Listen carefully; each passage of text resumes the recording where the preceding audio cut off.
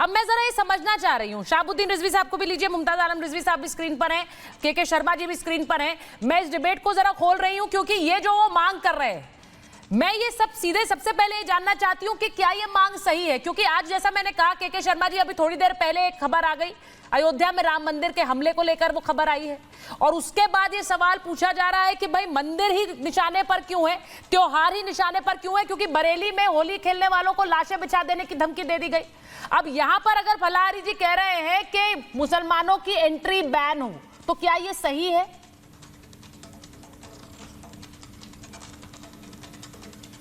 देखिए, इसके दो पक्ष हैं जी, इसको समझना होगा। एक तो है कि कानूनी पक्ष है जिस पे सरकार निर्णय करेगी, जो भी परिस्थितियां हैं, जो भी पिछले घटनाक्रम हैं, उन सारे घटनाक्रमों का विवेचन भी होगा। क्योंकि ये देखने को मिला था कांवड़ यात्रा के समय भी, तमाम जो है ऐसे दृश्य, ऐसे वीडियो बाहर आए जहां पर जो है कभी थूक मिलाया गया, कभी कोई और गंदी चीज मिला के खाने में परोसने की कोशिश होती रही है। तो ये मुस्लिम समाज के जो विद्वान वर्ग हैं उनके लिए भी एक बहुत चिंता का विषय है कि आखिर वो इस तरह जो करने वाले लोग हैं, इनको वो बढ़ावा देते हैं या स्वयं इसको कंडेम्ड करके और अपने समाज के अंदर एक जागृति लाए इस तरह की आप ऐसा न करें, अन्यथा आपकी विश्वसनीयता आप स्वयं समाप्त कर रहे हैं। और यदि विश्वसनीयता आप समाप्त करेंगे तो इस तरह की मांगे बार बार उठेंगी और इस पर विचार भी करना पड़ेगा, क्योंकि किसी के धर्म और किसी की आस्था के साथ आप खिलवाड़ नहीं कर सकते। ये तमाम दृश्य देखने को मिले हैं और लोग पकड़े भी गए हैं। दूसरी बात, जहां तक आतंकी हमले का प्रश्न है, तो आतंकी हमला का तो स्पष्टता जो जांच एजेंसियां हैं वो जिसको पकड़ा है उससे बयान कर रहे हैं और पता भी लग रहा है। पहले भी कई बार राम मंदिर पर अटैक की कोशिश हुई है, हमारे कई धार्मिक स्थलों पे तो विस्फोट हो चुके हैं, चाहे संकट मोचन हो, चाहे अन्य कोई मंदिर हो, जो मंदिरों पे हमेशा आतंकी हमले होने के डर हमेशा बने हुए हैं और ये होते हुए भी। ठीक है, तो इस पर भी सोचना होगा। और ये इस तरह का बयान देना कि हम लाशें बिछा देंगे, हम ये कर देंगे, ये तो बहुत दुर्भाग्यपूर्ण है। ये तो आप उस तरह की धमकी दे रहे हैं कि 15 मिनट हटा लो पुलिस, फिर हम ये कर देंगे। तो इस पर भी सोचना होगा। मैं पुनः कहता हूं कि ये इसी पर सोच रहे हैं, इसीलिए तो वो खून से चिट्ठी लिख रहे हैं और उसके विद्वान पर। लेकिन सवाल ये है कि और इसी अब मैं दूसरी बात सवाल ये है, दूसरी बातें कहता कि ये समाधान है या फिर ये इस विवाद को और बढ़ा देगा? मेरा सवाल ये समाधान है क्या? ये समाधान है क्या कि अगर दूर कर दें तो हमारे त्योहार सुरक्षित रहेंगे, मंदिर सुरक्षित रहेंगे, उन सबसे दूर कर दो? मैं सिर्फ ये पूछ रही हूँ क्योंकि एक बार शर्मा जी मैं आ रही हूँ, वापस आ रही हूँ, मैं जरा एक छोटा सा कमेंट सबसे ले लूं। इसकी आवश्यकता होगी, इसकी आवश्यकता यदि इस तरह से होता रहा तो निश्चित रूप से यही समाधान होगा। क्योंकि ये यदि अपने समाज को, इनके समाज के लोग यदि नहीं संभालेंगे और इस तरह से यदि ये बढ़ावा, इस तरह के बयानों को कि हम लाशें बिछा देंगे, हम ये कर देंगे, इसको बढ़ावा देते जाएंगे, ठीक है। आप ये कह रहे हैं कि इससे तो विवाद और बढ़ेगा। मैं सिर्फ ये पूछ रहा हूं आचार्य जी, अगर यही उल्टा हो जाएगा, वो कहेंगे रमजान में हम हिंदू व्यापारियों को नहीं लगाने देंगे, हिंदू दुकानों, नहीं क्यों नहीं होगा? क्यों नहीं होगा? कई मौलाना ये भी कह रहे हैं कि भाई रमजान में हिंदू को दुकानों में निकालने दो। तो ये एक सोल्यूशन है कि हिंदू त्योहारों, हिंदू मंदिरों से मुसलमानों को दूर रख दें। आचार्य जी मैं आ रही हूँ, दोनों से एक बार वो नहीं, मैं काउंटर क्वेश्चन ले रही हूँ, काउंटर क्वेश्चन। मुमताज जी एक मिनट, काउंटर क्वेश्चन ले रही हूँ कि अगर वो कहते हैं कि रमजान में हम हिंदू दुकानदारों को नहीं लगाने देंगे दुकान पे, लिखे भाई साहब, हमें कोई दिक्कत नहीं। तो पहले कहते हैं हलाला सर्टिफिकेट है क्या? हलाला सर्टिफिकेट है क्या? उन्होंने तो पहले क्या रखा? कोई नहीं कहता, उन्होंने तो पहले क्या रखा है? 50 डिबेट हो चुकी है, 50 सामने डाइट हो चुकी है। झूठ, इनके मौलाना साफ कहते हैं हिंदू से ना खरीदो, ना हिंदू की दुकान पे जाओ। कोई नहीं कहता, दिखाई दे उसे गर्दन कौन कह रहा है? साफ बोलते हैं, बिल्कुल नहीं कह रहा, झूठ है ये, फालतू बात मत ये सब आपका बनाया हुआ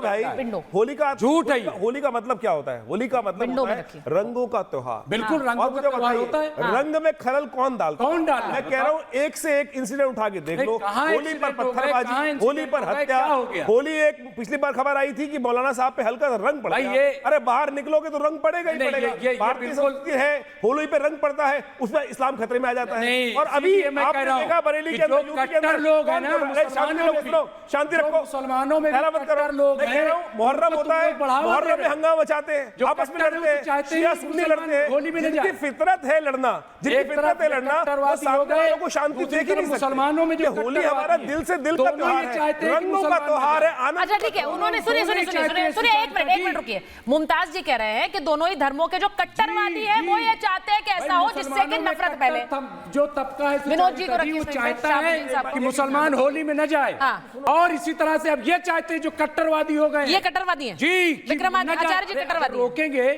मुसलमानों को होली खेलने से, तो क्या मैं मानूं? ठीक है, क्योंकि आप खेलते हैं होली, आप होली खेलते हैं, बिल्कुल हम जाते हैं, वो कह रहे हैं हम होली खेलते हैं, आप हमें रोक क्यों रहे हैं होली खेलने से? सब करते हैं, आप क्यों नहीं खेलते हमने कब कहा आप मत खेलो होली? आप ही क्या से बयान आ रही हूं विनोद जी, आ रही हूं। आप ही क्या से बयान आया कि होली खेलेंगे, होली के दिन लाशें बिछा देंगे? कट्टरवादी बोले इतना भौंके जाओगे तो कर रहे हैं आप उनको, मैडम क्या ठीक है, एक एक करके तो इतना बोले जा रहे हैं। मुझे बताइए, हमने तो बयान नहीं दिया। किसी हिंदू ने आपके किसी भी त्योहार पे हमला किया हो? मुझे बताइए, तो पकड़ो, भाई पकड़ो क्या? तुम्हें आपके घर से बोलते जिसने गलत बयान दिया, बताइए, अमरनाथ यात्रा निकलती है तो हमला, अरे उसके बाद मुझे बताइए कांवड़ यात्रा निकलती है तो हमला, मुझे बताइए कोई राम यात्रा निकलती है तो हमला, दिल्ली में बैठे हुए पत्थर लेके तैयार बैठे। ठीक है, देखिए मैं एक बार बड़ी खबर बता रही हूँ, सुनिए, एक बार बड़ी खबर बता रही हूँ, फिर विनोद जी और शहाबुद्दीन रिजवी साहब और फिराज साहब, एक मिनट आचार्य जी, एक सेकंड, एक एक करके बात करेंगे, एक मिनट, बड़ी खबर आ रही है होली और रमजान, मुमताज साहब एक मिनट, होली और रमजान के को देखते हुए जो बड़ी खबर है वो मैं अपने दर्शकों को बताऊं कि किस तरह से पुलिस बंदोबस्त, अरे भाई एक मिनट रुकिए, हम यहाँ पर संवाद की कोशिश कर रहे हैं, विवाद की नहीं है। ये जो खबरें आ रही हैं इसे लेकर के आप लोग अगर करेंगे तो घरों में, गली मोहल्लों में क्या होगा, जरा सोचिए। होली रमजान पर यूपी पुलिस ने हाई अलर्ट जारी किया है। यूपी के डीजीपी का अधिकारियों को निर्देश है कि हुड़दंगियों के लिए सख्त निर्देश, किसी भी हालत में अराजकता बर्दाश्त नहीं होगी, ये डीजीपी कह रहे हैं, और कह रहे हैं कि ट्रेनों पर पथराव और अराजकता नहीं होनी चाहिए। होलिका दहन, जुम्मे की नमाज पर पुलिस सतर्क रहेगी, यानी दोनों ही धर्मों के जो त्योहार हैं उन पर किसी भी तरह की कोई अराजकता बर्दाश्त नहीं की जाएगी, पुलिस सतर्क रहेगी। अब मैं विनोद जी के पास जा रही हूं, विनोद जी को स्क्रीन पर रखिए, फराज साहब को रखिए और मौलाना शहाबुद्दीन रिजवी साहब को रखिए।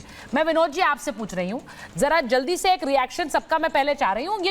ये जो बार बार कहा जा रहा है कि हिंदू मंदिर निशाने पर, अयोध्या के राम मंदिर से किसे परेशानी है?